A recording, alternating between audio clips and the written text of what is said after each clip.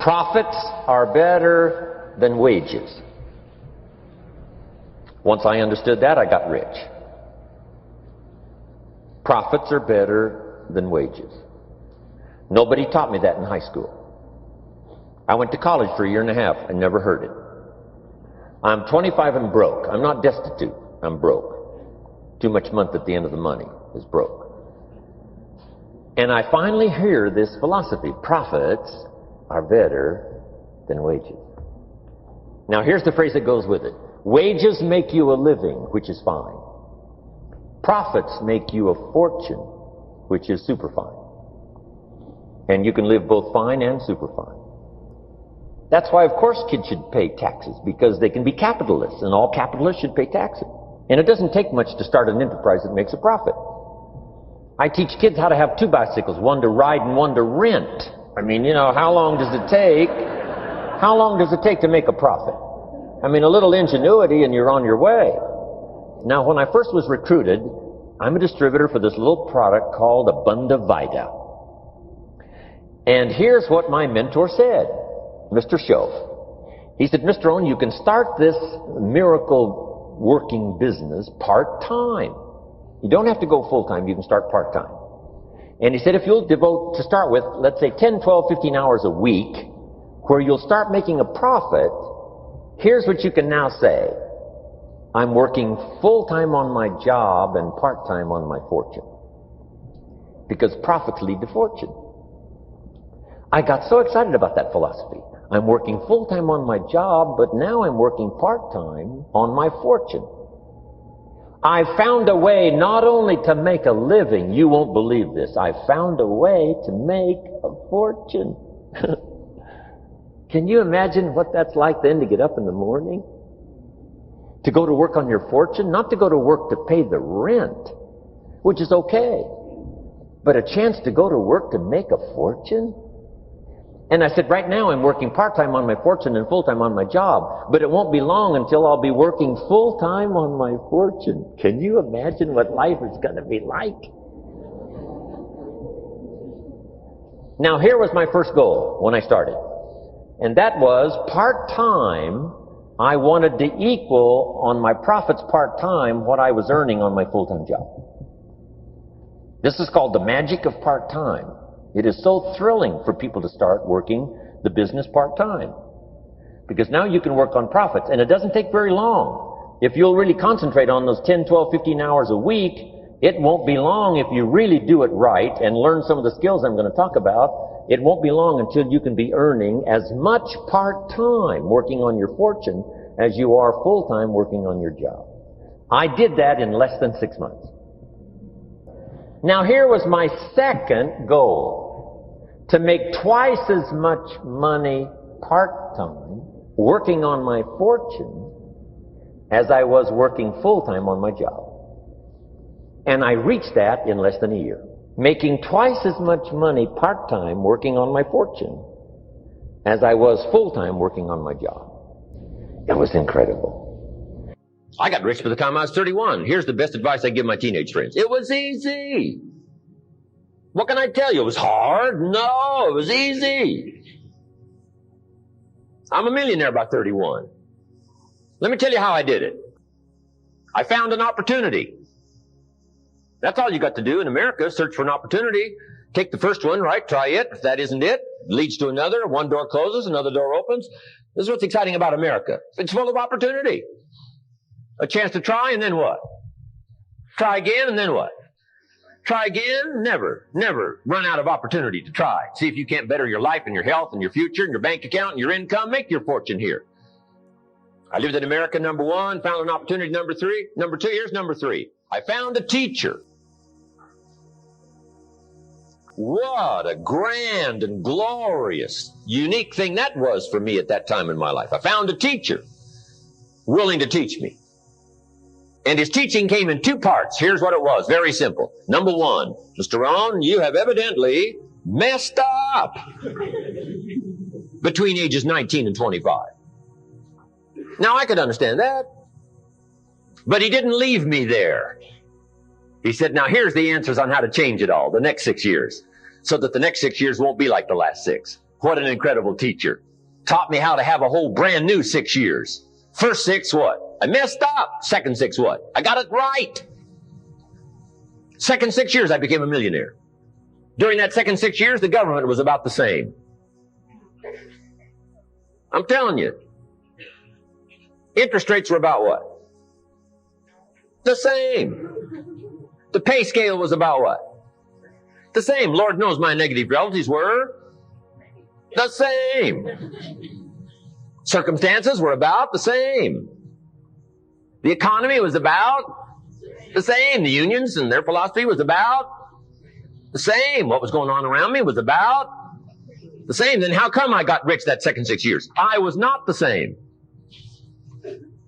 I changed.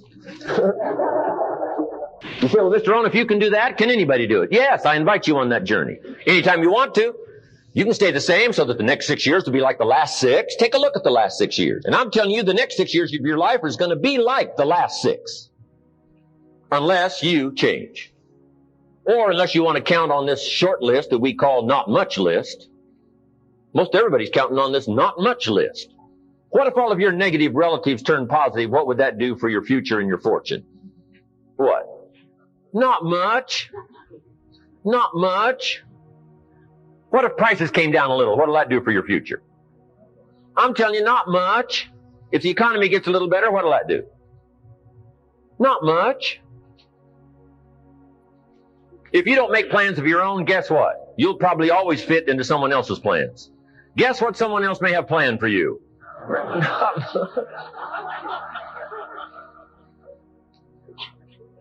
Then what's going to make the difference? You're going to have to make the difference. You're going to have to take charge.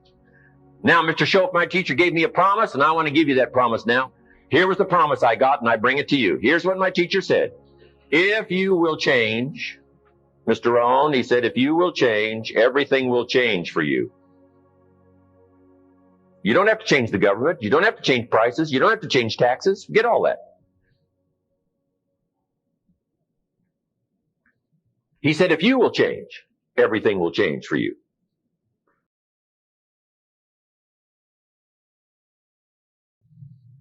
And the first thing you start changing is what?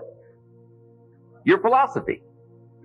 You start changing your mind. You start changing how you think. You start picking up new ideas and information. Gather new knowledge. Make better decisions about what's valuable. And I'm telling you, if you'll do that, your whole life will change. Your health will change. Your relationship with your family will change. Your ability to cope with challenges and problems will change. I'm telling you, income, promotions, all of it will change. If you will change, it'll all change. If you won't change, it isn't going to change.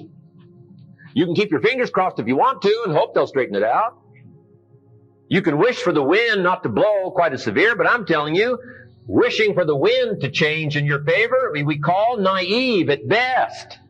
Don't do this any longer. Wish for a better wind. The key is to wish for the wisdom to set a better sail. Utilize whatever wind it blows to take you wherever you want to go. That is the philosophy I picked up at age 25, and it revolutionized my whole life. And here's what I found. I found it was easy. I got rich by the time I was 31, and it was easy. Now, here's my definition of easy. Got to jot this down.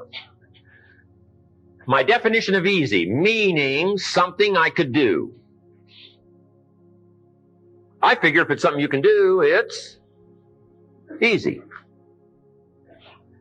Now, here's a parenthesis. Parenthesis. I worked hard at it. I found something I could do, which was easy, but I worked hard at it. I got up early and stayed up late, worked hard that 6 years. But what I did was easy, meaning it was something I could do. You say, well, Mr. Rohn, if it was so easy, how come everybody else around you during that 6 years, how come they didn't get rich? Here's why. It's easy not to.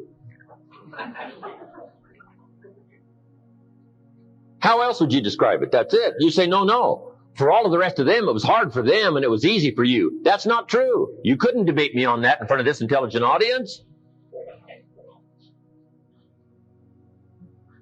But here's the challenge. Let me give it to you in a philosophical phrase. I tend to be a little philosophical. Here it is. The things that are easy to do are also easy not to do. That's the difference between success and failure. So you've got the choice here today of one of two easies. Easy to or what? Easy not to. I can give you in one sentence how I got rich by the time I was 31. Here it is in one sentence. I did not neglect to do the easy things I could do every day for 6 years. Underline. I did not neglect. That's the key. I found something easy I could do that led to fortune, and I did not neglect to do it. Major reason for not having everything you want in America. Major reason for not having more of what you want in America. More health, more money, more power, more influence, more everything. Major reason why you don't get it. Simple answer. Neglect. Neglect. And here's the problem with neglect. It starts as an infection. And if you don't take care of it, it becomes a disease. And here's what else is the problem. One neglect leads to another. Neglect to do wise things with your money, you'll probably neglect to do wise things with your time. Neglect to do wise things with your time, you'll probably neglect to do wise things with your business. One leads to another, leads to another. Pretty soon, neglect has you by the throat, emptying your purse, emptying your heart, emptying all of your chances for equities and power and all the good things. Neglect. What if you should be walking around the block every day for your good health and you don't? I'm telling you, you're on the wrong track. You should do it, you could do it, you don't do it. That's called formula for disaster. All you've got to do is let that and a few other things accumulate for 6 years, and now you're driving what you don't want to drive, wearing what you don't want to wear, living where you don't want to live, doing what you don't want to do, maybe having become what you really didn't want to become. I'm telling you, that's it. Just neglect along, drift along, and it's got you by the throat. It'll take all your values, leave you with just a little bit of dust in a summer wind, and it'll soon be gone. I hope I said that well. That's it. It's where I found myself at age 25 until my teacher came along and said, Mr. Rohn, up till now you've messed up. Let's see if we can't clean that up, change it all. I did. Changed my life. Not just the money, all the rest of the values that came pouring in when I understood that it was me. It was me. So take the easy approach. This stuff's easy to figure out. Getting rich is easy. I teach it to teenagers. How to be rich by 40. 35, if you're extra bright, this stuff is not difficult. Now here's my definition of easy. It was something I could do. I figure if it's something you can do, it's easy. But here's a little parenthesis. I worked hard at it. I made sure my disciplines were in line. I made sure my habits were good. I made sure I did all that I could. I found something that I could do, but I worked hard at it. I got up early, stayed up late, and worked hard from age 25 to 31. But what I did was easy, meaning it was something I could do. Well, you say, Mr. Rohn, if it was so easy, how come during those 6 years all those other people around you didn't get rich? Here's why. It's easy not to. How else would you describe it? That's it. It's easy to keep doing the things that don't work. It's easy to keep bad habits. It's easy not to develop the disciplines. It's easy not to. So how come I got rich and they didn't? Here's a philosophical phrase. The things that are easy to do are also easy not to do. That's the difference between success and failure, between daydreams and ambitions. Here's the key formula for success. A few disciplines practiced every day. And those disciplines have to be well thought out. What should you spend your time doing? Don't waste your time on things that aren't going to matter. But a few simple disciplines can change your whole economic future. Future with your family, future with your business, future with your enterprise, your sales career, your management career. A few simple disciplines. A few simple habits. Good habits. Repeated every day. Now here's the formula for failure. Errors in judgment.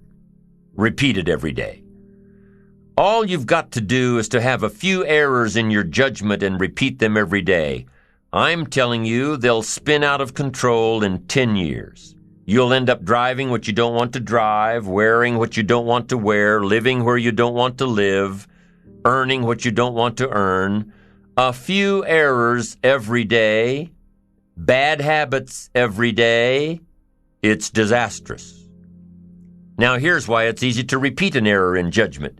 Because failure doesn't fall at the end of the first day. Bad habits don't show their horrible results at the end of the first day, or the first week, or the first month. It's easy to get faked out. If disaster fell on us at the end of the first week, we'd change our philosophy. But it's so subtle. Errors in judgment, bad habits. They're so subtle. They get you a little off course, a little off course, a little off course. You keep drifting off course, and all of a sudden you're caught. So you've got the choice right now of one of two easies. Easy to do or easy not to do. I can give you in one sentence how I got rich by the time I was 31. I did not neglect to do the easy things I could do for 6 years. I did not neglect. That's the key. I found something easy I could do that led to fortune, and I did not neglect to do it.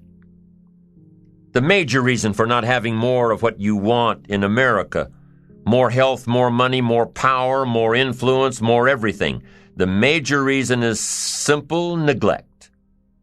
Neglect.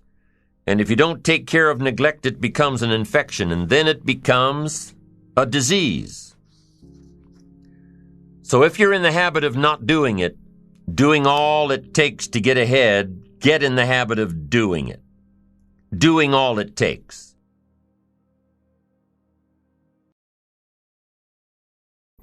Let me first give you my definition of financial independence. Number one, the ability to live from the income of your personal resources.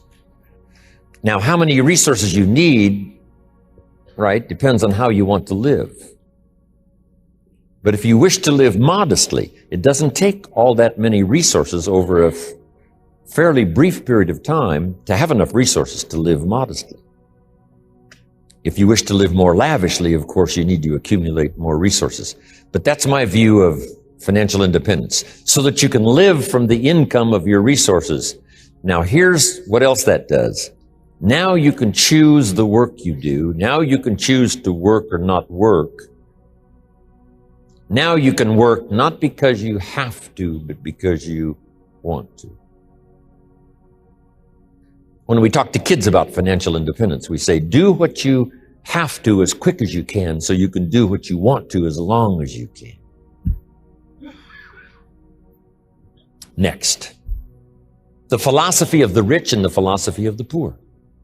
Remember, our future is primarily determined by our philosophy. Each person's personal philosophy is the major factor in how your life works out. I can't stress that too strongly. Each person's personal philosophy is the major factor in your paycheck. It's the major factor in your health and your future. It's the major factor in your career, your personal philosophy, the decisions you make, supported by the emotions and the faith and the activity you put behind it. But the decisions come first. I used to think that my income was determined by the economy. Found out, no, it's determined by your philosophy. In another seminar we teach this little scale. And I say, economics in America is a ladder to climb. Starts down here at $5 an hour. Then this ladder keeps going up like this. Top income last year, I think something like 68 million. One person earned 68 million for 1 year. And someone else may have started at $5 an hour. So in America, we've got a ladder that shows $5 an hour up to 68 million. Now, what if you had to start at $5 an hour? No problem. Just so they let you on the ladder. Who cares? Because you're going to depend on your own personal development for your future fortune. Who cares where you start? Someone says, oh, if I had a good job, I'd really pour it on, but I got this lousy job, I'd just goof off. Well, see, then you're not in line for the better job. Guy says, I'm looking for a better job. So no, a better job's looking for a better you. You don't need to concentrate on finding a better job. Just concentrate on finding a new skill. Read another book, attend another class. Philosophy that determines your economic future. Now, what if you had to start at $5 an hour? How can you go from $5 to $6? Well, it primarily depends on your philosophy. Let me give you 3 or 4 good philosophies to consider to going from $5 an hour to $6 an hour. Here's number 1. $5 an hour we call the minimum wage. Now, to get to $6, here's all you have to do. Wait for the government to change the minimum wage.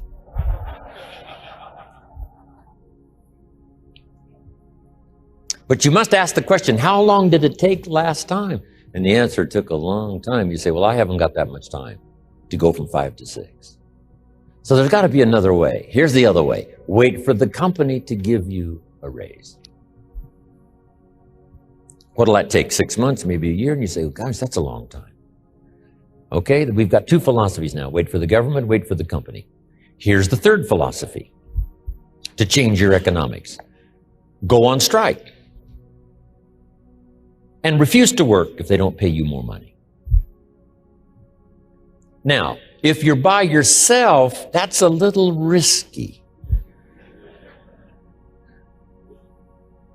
That philosophy does work now, what we call collective bargaining. You know, where 200,000 get together or 50,000 get together and say, we're not going to work till we get paid more money.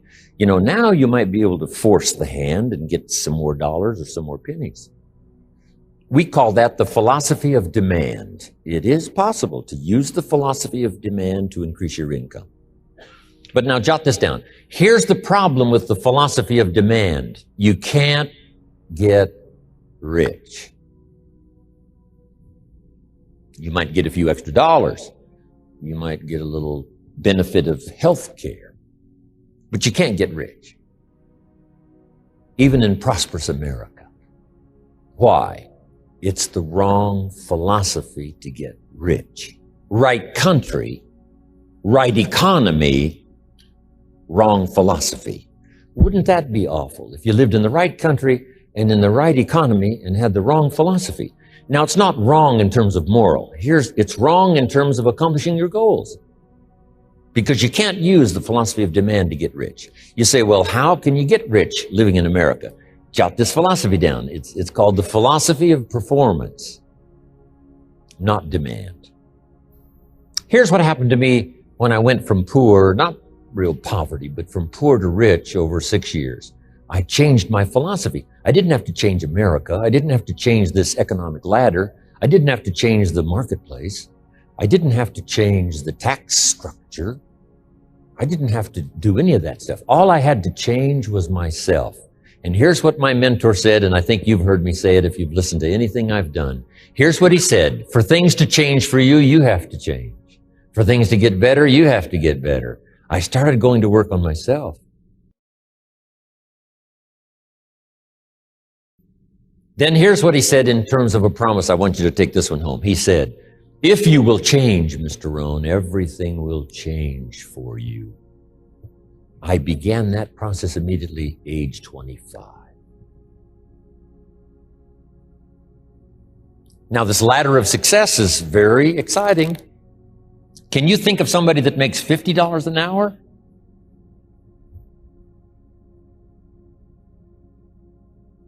Jot this question down. Is it possible in America to multiply your income by 10? Kids would be fascinated with this question. Is it possible to multiply your income by 10? And the answer is, of course, yes. And kids with wide eyes will say, is that right? Can you start at the bottom and someday multiply your income by 10? The answer is, of course, of course, of course. Now, if you multiplied it by 10, can you think of anybody that makes $500 an hour? I'm telling you, the Beverly Hills lawyers where I live make at least $500 an hour. Now we've multiplied income by 10 again. Would it be possible to multiply your income by 10 again? Of course. $5,000 an hour? What do you suppose I get paid? I'm telling you, it's possible to multiply your income by 10 and then by 10 and then by 10. I lecture with Norman Schwarzkopf, the old general. Guess what he gets paid for his speech? $65,000 for 1 hour. 65,000, not 5,000, right? 65,000. Unbelievable. Now, the person that's on up here, right, like Bill Gates and, who knows who else here, that makes $68 million in 1 year. We say, well, is that legitimate to pay someone $68 million in 1 year? And the answer is, of course. If they helped the company make $1 billion last year, would the company pay them $68 million? And the answer is yes, it's chicken feed. It ain't that much. Now, here's what Shoaff said. Shoaff said, to climb this ladder as high as you wish, because we live in wish country. How much property will they let you own? As much as you want and all you wish. Here's the country you live in. All you want and all you wish. That's about as good as we can make it. He said, to climb this ladder as high as you wish. Here's what he said. You've heard my seminars before. He said, work harder on yourself than you do on your job. Work harder on yourself than you do on your job. Wow. He said, if you work hard on your job, that's terrific. You can make a living. But he said, if you work hard on yourself, you can make a fortune. And that's the ultimate. Wow. First 6 years of my economic life, I worked hard on my job, made a living. Second 6 years, I worked hard on myself and made a fortune. Incredible. So, we learned earlier, right? Success is something you attract by the person you become. But now let's talk a little bit more about philosophy. Here's the philosophy of the rich and the philosophy of the poor. First, the philosophy of the poor. Poor people, now this is not demeaning now. This is simply people of modest means. People of modest means tend to spend their money and invest what's left. If they have anything left over, they might save it or invest it. That's the philosophy, the poor philosophy. To spend your money, save what's left. Here's the philosophy of the rich. To invest your money and spend what's left. It's the same money. It's just a different attitude and a different philosophy. Either spend your money, save what's left, or invest your money, spend what's left. Now, here certainly is the better philosophy. To invest your money and spend what's left. Now, here's the tendency on attitude, because attitude determines so much of our lives. What difference does it make if a child has $1 when you ask what should he do with it? It's only a child and it's only $1. But see, here's where it all begins. Your financial journey begins with what you do with the first $1. It's where it begins. Now, sure, you can do the wrong things and finally correct that, get on a better path, but it all begins on what you do with your resources. Jot this phrase down. It's one of the best for the weekend. Here's the 2 challenges of life. Number 1, the development of our full potential. That's challenge number 1. Challenge number 2 is the wise use of all our resources. That sums up life in general. The development of all of our potential and the wise use of all our resources. One of our resources is time, and we talked about that. Now we're going to talk about the wise resource called money. And let me share with you now a little plan. Because when I met Shoaff, and he asked me about my financial condition, he said, how much money have you saved and invested the last 6 years? And I said 0. He said, not a good number. Here's what I told him. If I had more money, I'd have a better plan. Now, jot this down, because here's what he said. If you had a better plan, you would have more money. Next key phrase, it's not the amount that counts, it's the plan that counts. So let's start with something now as seemingly as small as $1. What should you do with it? Here's what we teach, teenagers especially. You should never spend more than 70 cents. Never spend more than 70 cents of each dollar you earn, or each dollar that comes your way, by gift or by labor. Now, you've got to have some plan what to do with your dollar. I've developed this little plan simply for suggestion, and then you've got to do the rest to revise it and do whatever you want to with it. But here's what I teach. Never spend more than 70 cents. You got to pick something, some number. This is the best one I could figure out. Now we've got another 10 cents, and another 10 cents, and another 10 cents, which is the 30 plus the 70, which is the full dollar. So we spend nothing more than 70 cents. Now, what do we do with the other 30? Here's some of the most important information. 10 cents is for charity, or for church, or whatever worthy projects you think you might engage in. Here's one of the best things to teach kids: generosity. Because first we're going to teach abundance. To provide more than you could use for yourself means to produce more than you need, so you have more than necessity. You have some to share. Some churches teach a 10%, a tithe they call it, which is fine.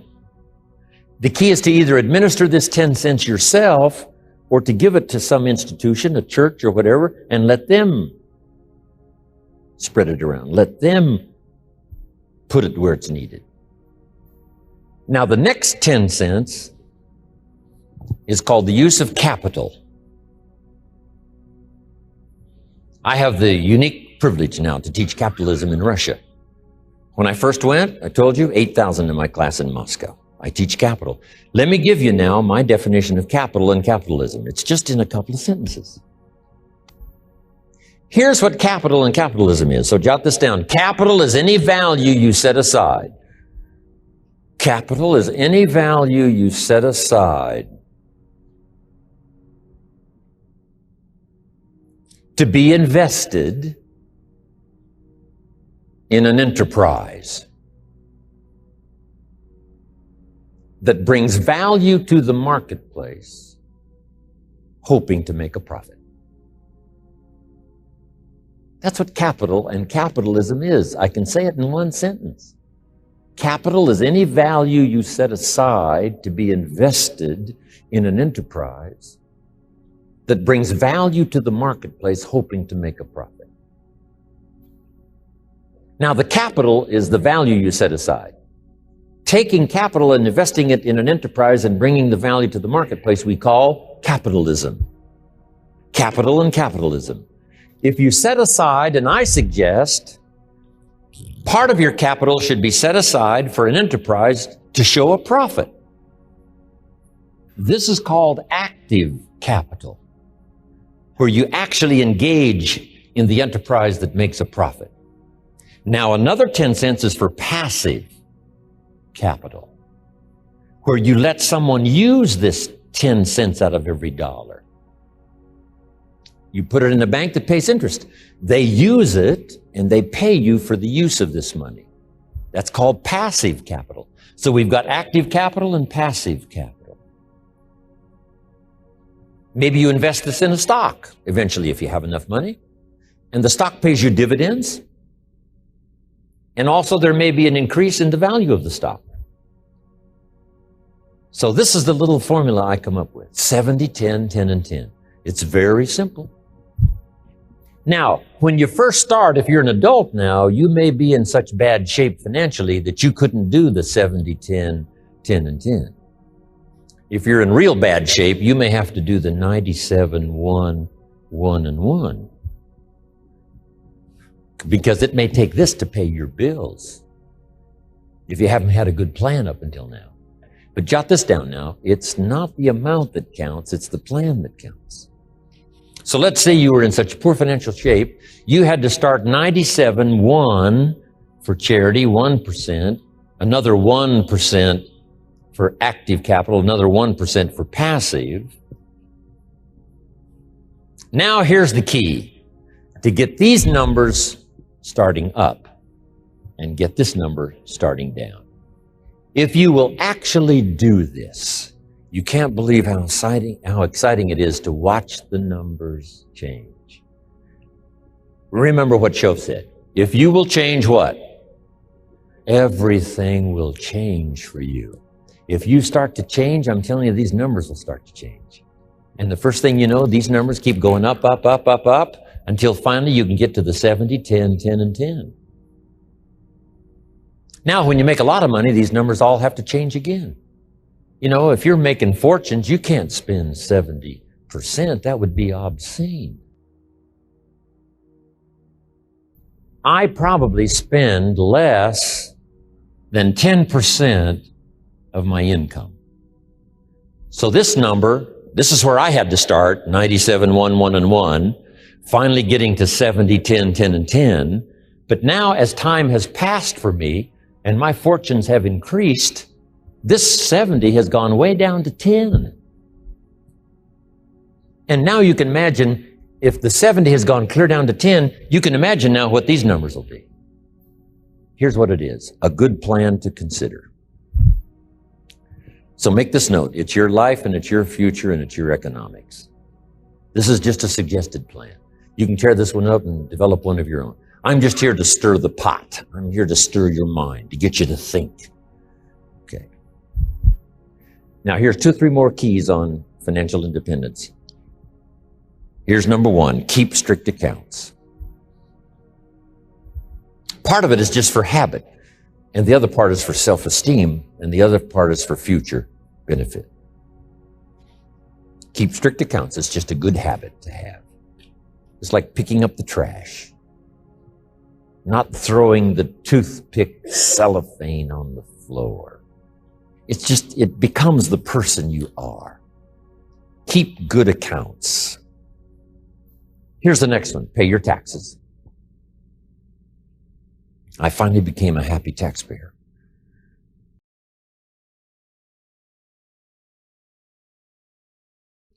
Next in building your financial independence is to keep strict accounts. Don't let yourself or anyone else talk you out of keeping strict accounts. You've got to know exactly where it comes from. You've got to know exactly where it's all going. Don't fall into the I don't know where it all goes trap. Don't fall into that. It just gets away from me. No, keep strict accounts. It's much easier than it used to be with personal computers and so many households and the software that's readily available. It's as easy as entering your deposits and checks and receipts, and the computer will tell you exactly where you stand. And it does more than that. If you're really wondering where it all goes, the computer will tell you that too. Most of the programs let you categorize your expenditures. Print it out, and you'll know exactly by category where it all goes. And when it's right there in front of you, you'll be able to evaluate what you're buying and what you're wasting. Take that wasting part and add it to one of your capital funds. It'll get you there that much faster. And here's another part of building your financial independence. It's a matter of attitude. First is philosophy about money. Second is attitude about money. Here's the best attitude. All of us must pay for democracy and freedom and free enterprise and a marketplace and a country second to none with gifts brought here from all over the world. I finally became a happy taxpayer once I was educated. You say, well, they misuse it. What do you care? That's not going to make any difference in your future, is it? That's not going to greatly reduce your chances to become rich and powerful. It shouldn't make any difference at all whether they misuse it or not. Sure, we need to vote well so the country is run as well as possible, and there's as level a playing field as possible, but what if there isn't? I'm telling you, you can't base your life on that. Vote well and then chart your own course. Vote well and take charge of your own life. We've all got to pay. And after you pay your taxes, pay yourself first. Take care of the stuff off the top first and learn to live off the rest. Make your investments, whatever size they are, before you pay your bills. Give to charity before you buy the extra things you want. Decide how you want to live now versus how long you want to work. Decide how you want to live now versus how long you want to work. This means if you want to spend everything you make now, you'll have to work longer and harder. If you spend everything you make now, you'll have no choice but to work longer and harder. But if you start investing in your financial future now, you'll have the choice between retiring early or traveling more or continuing your career or starting a new career later in life. Once again, it all comes down to choices. Think tomorrow today and live better tomorrow. Here's the next thing to think of when you're planning your economic future. Be careful with your credit cards. Selling money is big business. You probably get invitations in the mail to sign up for a new credit card a couple of times a month. Having some credit cards is important, especially if you travel. It's safer than cash. It's easier to track than cash. But be careful. I know that's hard. When you buy something with a little piece of plastic, you don't feel the effect until you get the bill. So make sure that whatever you buy, you're still happy with your purchase after you get the bill. And be careful with credit. It's the easiest way to get into debt. Go into debt strategically, not habitually. If your business is high risk, if you're an entrepreneur whose career requires a great deal of risk and a great deal of strategic debt, keep the debt in your business and out of your personal life. I know this one's hard too, because for most entrepreneurs looking for capital, the lender requires you guarantee the debt personally. So plan your debt just as you plan your fortune. Here's another point to remember in becoming financially independent. It's hard to get rich fast. It's easy to get rich slowly. It doesn't happen overnight. With conservative investments, it takes a while.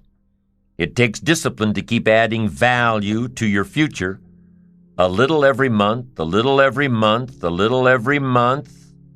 It takes time to build your fortune, your financial independence. Be patient in building your financial independence. It will come small steps at a time, little advantages after little advantages. It's hard to be patient, but it's just like building your ambition and achieving your goals. It happens one step at a time. There are plenty of stories and examples and experiences of people who began their careers destitute and had enough resolve to do it until they had more than they ever dreamed of. Study the experiences of others who built their way to the top instead of those who were born there.